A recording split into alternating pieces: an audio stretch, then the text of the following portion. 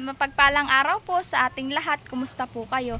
Bali ngayon po ay ako po ay nasa bahay nila mama at akin pong kakaunin si Bibi Oren. Tuloy po ako ay naglalaba. So ayan po. Ayan po at ako po ay bayto na sa bahay nila mama. Kadadating ko laang po. Ay akin po ngayong titingnan yung pong mga pinunla po ni mama na yun pong ako'y nandito. Yung pong mga pananim na mga pipino, na ampalaya kung tubo na po baga ay akin po munang titingnan. So ayan po, pupunta na po ako dun sa likod ng aming bahay. Ayan po yung dalawa ni mama ni Bibi Oren. Nagwawalis po ngayon siya. Ito na po yung punla po ni mamang pipino ay tubo na po. Tsaka po yung ampalaya ay ayan po bago pala ang po natubo yung mga ampalaya. Ito po naman pipino. Ano mama, ito ililipat na? Ay, hindi pa daw po pala ililipat itong pipino. Palalaki-lakihin pa po ang tubo niya. Tapos po, ayan po yung punla pong kamatis. Palalaki-lakihin po yan ng kaunti-unti pa po. Yung pong iba ay bago pala ang po siya na nauslo po yung mga dahon po. Ayan po. Isinilong po nila mama at gawa po nandito nga po yung maulan ay po na ano po. Pag po napatak po ang ulan na iubayan po, tulad po na yan, umuslo na po yung pong mga ugat, gawa po ng patak ng ulan. Kaya po ipinasok po ni mama dito sa hindi po nauulanan. Mama po yung nagwawalis ngayon. Hello po. Kumusta po? Kumusta po kayo lahat dyan?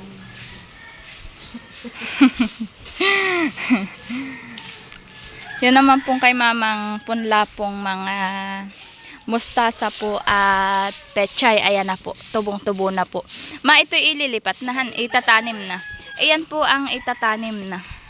Ay, si mama po daw ay hindi pa nakakapaggamas at gawa po ng maulan po ngayon. Ayan po. Ay, may tanim na po dun si mama na kaunti pa lang po. Sobrang ulan, hindi nakapaggamas. Sabi po ni mama ay hindi pa daw po siya makapaggamas nga po at maulan nga po. Ano, sobrang saya ni Oren. Sobrang saya ni Oren. Tingnan mo daw siya. Shark. Mag-dance ka ng baby shark. Sige. Ikay papasamahin ko sa mami. Yan po si Bibi Oren ay 2 araw na po dito kina mama. Mag-dance ka nga. Ice cream yummy. Nibawalis-walisan po ni mama tong aming harapan ng bahay. Ano? At ngayon lang po medyo natuyo-tuyo po yung lupa. Ay, hindi pa po gaanong matuyo po yung lupa at yuho po. Hindi daw po sila mama kahapon nakapagwalis. Gawa po ng sila po ay inuna po nila yung pagbibilad po ng palay. Wala isasaing. Baby Oren! Baby Oren! Ano uyang itatanim mo? Ay, kinuha na yung iyong pagpupunlaan. Ano itatanim mo, anak? Ha? Talong! Ay, tinaktak. Wala yan. Wala. Tinaktak na. Ano? Ay, hindi ko nga alam kung saan natatay inilagay yung pala. Hinahanap po ni Baby Oren na yung pong panlagay po doon sa pansandok po ng lupa. Ayan po at kay Papa pong pinapaliguan tong mga baboy nila ate. Ayan po. Ayun po si Papa naigib po ng pampaligo po dito.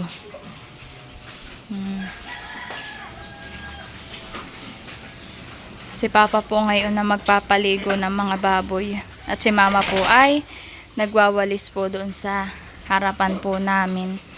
Tuloy po ginagamasan niya ng kaunti po yung harapan.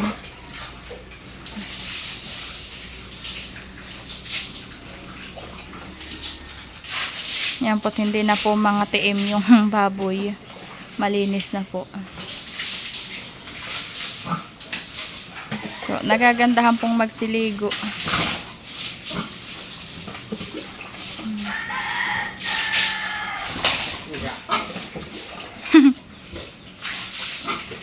Ako nagagandahan po to po, nakakaupo po yun na. Tapos po yung tatlo po ay bayon.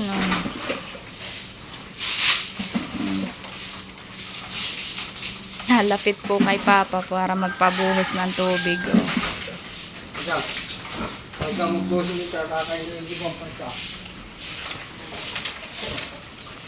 Sobrang lalaki na po. Mama, iti 3 buwan na han eh. O, 3 buwan pa lang po. Ayuho po kalalaki.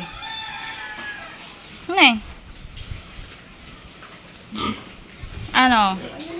Ha? Ano? Oh, ayuho. Nahihigan at nagiginhawahan.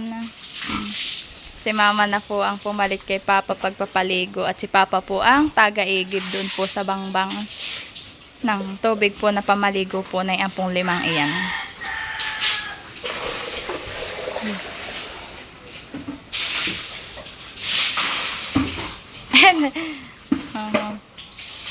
Oh, nagiginahan ako, naglalaro. Oh.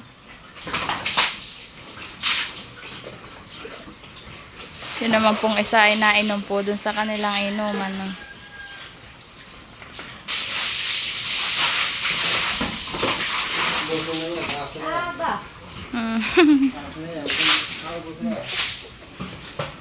Ay, itong inahin na, hindi liligo. Baon na, ako. Nak, oh. Liligo mo.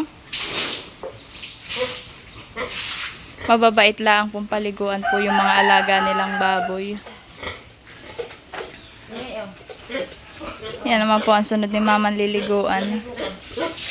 Oh, at talapit po sila kay Mama pag po gustong magpapaligo. Oh. Ayan po, ganian lang po iyan. Oh. Nakatayo lang po. Tapos kay Mamang binubuhusan po ng tubig. Wala pong kakigbo-kibo. At nagiginhawahan po. Oh.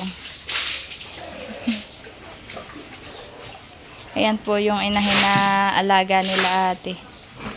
Nila ate Isil.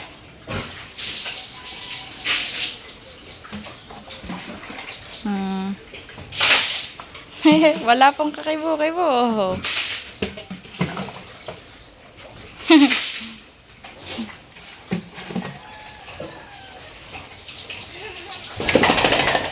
Yun po. Mama, tapos na? Yan po, tapos na pong liguan. Oh, po ba yun? Yung 5. Tapos na po yun. Oo, tapos na. Tapos na. Tapos ng maligo. Ako po ay nagbibisita uli dito sa aming palayan. Oo po, ang maganda po ngayon ang panahon. Aking pong binibisita at ito daw po ay kinain ng kalabaw.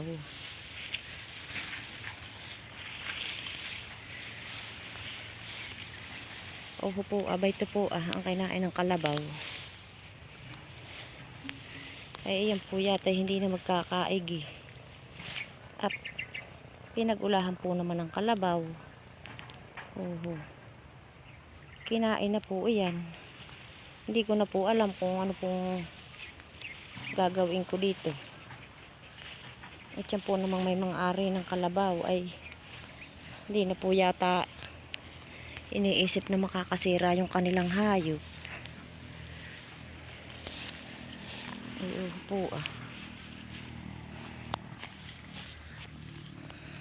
Ang laki po ng nasira. Ito po yung nung una, nung katatalok pa po ito ay ito pong lugar na ito na kinain din po ng kalabaw. Iyan po ay kinain din po at pinagtubugan ng kalabaw. Saka po doon sa kabilang dulo. Ngayon po ay kinain na po ay hindi ko na po yan maaanihan yung pinagkainang iyan. At inani na po ng kalabaw. Naunahan na kami. Iyan po. Kinain na, nagpakabusog na.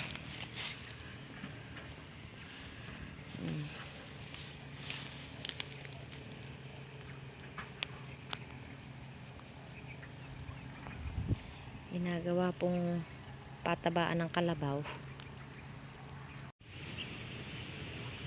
Ako po ay pabalik na uli sa amin.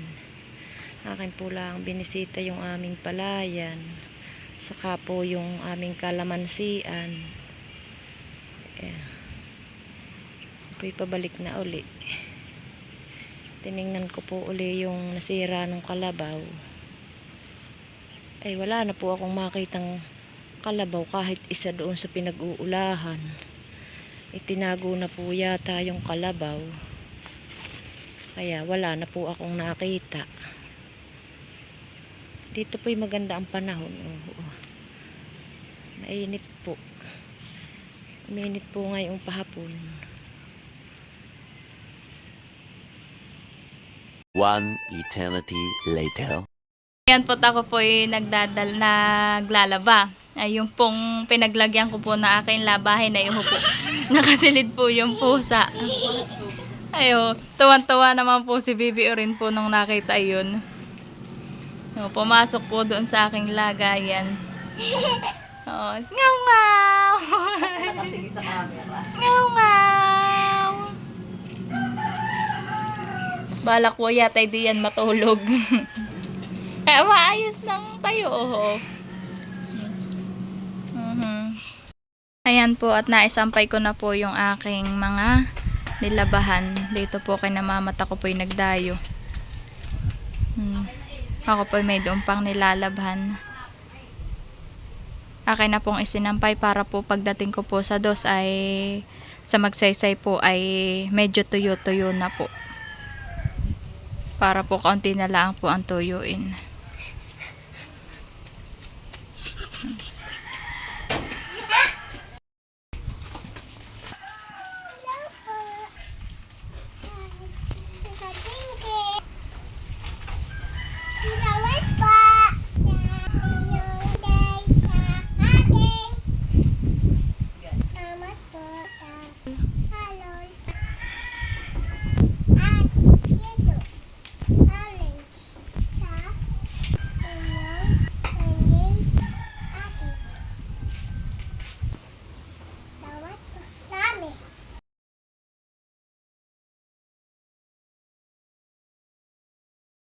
Sabi po ni Bibi Rene, salamat daw po Tita Pinky at Tita Carol sa inyo at Tito Alex sa inyo daw pong pa-birthday kay Bibi Rene. Maraming salamat daw po.